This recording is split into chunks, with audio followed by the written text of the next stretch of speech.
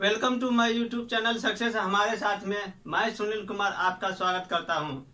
आज जो टॉपिक पढ़ेंगे वो sir John Lawrence, Lord Mayo, Lord Northbrook.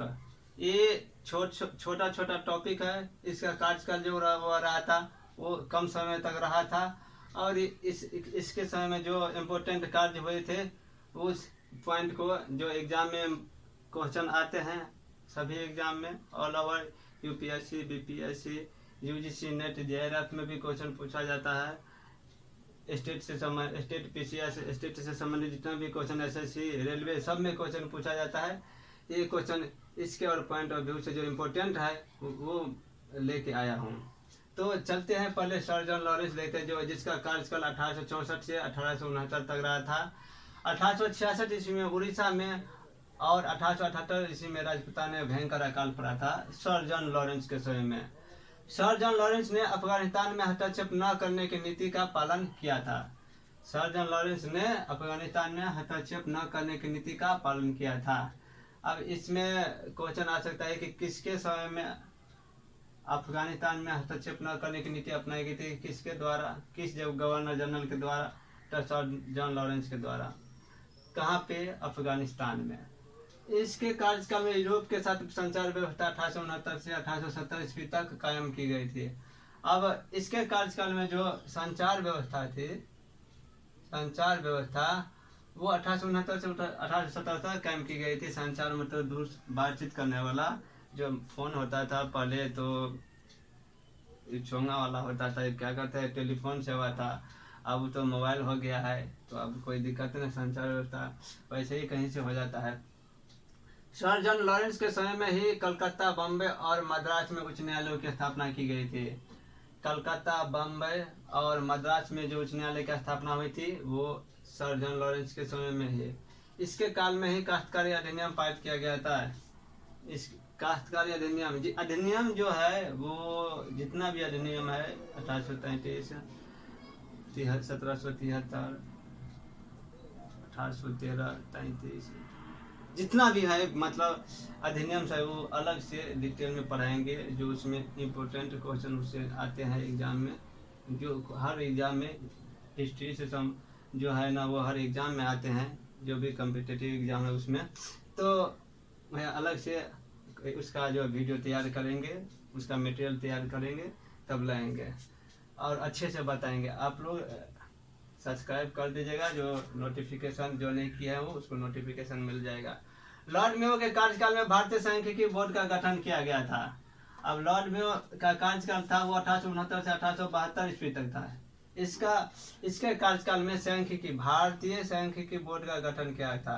भारतीय सांख्यिकी बोर्ड का गठन किया गया था। भारत में अंग्रेजों के समय में प्रथम जनगणना 1872 ईस्वी में लॉर्ड मेयो के समय में हुई थी। कोई कहता है 71 में, कोई कहता है 72 में। ये सब बुक का अपना अपना है, मतलब लिखने का अनुभव है। हिस्ट्री क्या है? अनुभव क्या है, कंटेंट के आधार पर, साक्ष्य के आधार पर लिखा गया है। तो सब अपना अपना जो रिसर्च है उसके अनुसार लिखे गए हैं। 1872 ईस्वी में कृषि विभाग की स्थापना भी लॉर्ड मेयो के काल में हुई थी।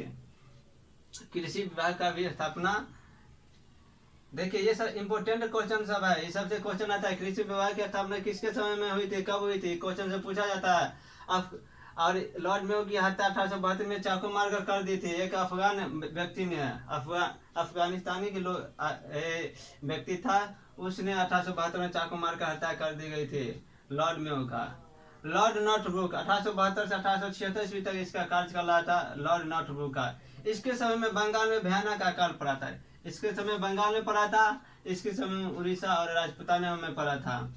तो भारत में इसकी नीति मतलब थी कि करों में कमी, जो टैक्स लगाए जाते थे व्यापारियों पर, किसानों पर, उसमें कमी की गई, उसको रियासत दी गई, ज़्यादा टैक्स कर का भार नहीं दिया गया। अनावश्यक कानून को न बनाने तथा कृषि योग्य भूमि पर भार कम करने की थी। अब बताओ जबरदस्ती है, बोलते थे कि नहीं तुम अफीम उगाओ, नील उगाओ, ये सब नहीं कि अपने अनुसार आप है ना जो कृषि कीजिए, अच्छे से उपजाइए, आपको टैक्स कम लगेगा, अच्छे से उपजाइए। आप लोगों पर क्या कहते हैं, हर चीज़ में ना मतलब क्या कहते हैं, एक अच्छी मतलब एक नीति थी इसकी, जो व्यापारियों किसानों को अच्छी तरह से करते थे व्यापार। लॉर्ड नॉर्थब्रुक के समय में पंजाब में कुका आंदोलन हुआ था। कुका आंदोलन भी बहुत बार आ चुका है। लॉर्ड नॉर्थब्रुक ने 1825 ईस्वी में बड़ौदा के शासक गायकवाड़ को परचूट कर दिया गया था। 1825 ईस्वी में नॉर्थब्रुक ने बड़ौदा के शासक गायकवाड़ को परचूट कर दिया गया था। नॉर्थब्रुक के समय में प्रिंस ऑफ वेल्स एडवर्ड तृतीय का भारत यात्रा 1875 में संभव। इसमें अब तीनों क्वेश्चन अपन, एगो की कब हुई थी, कौन आया था और किसके समय में आया था, ये 3-4 क्वेश्चन बनेंगे। इसी के समय में स्वेज नहर खुल जाने से भारत एवं ब्रिटेन के बीच व्यापार में वृद्धि हुई थी। अब स्वेज नहर से क्वेश्चन है ना, वो बहुत बार आते हैं, बहुत सारे एग्जाम में आ चुके हैं, आते हैं, बहुत इंपॉर्टेंट है ये।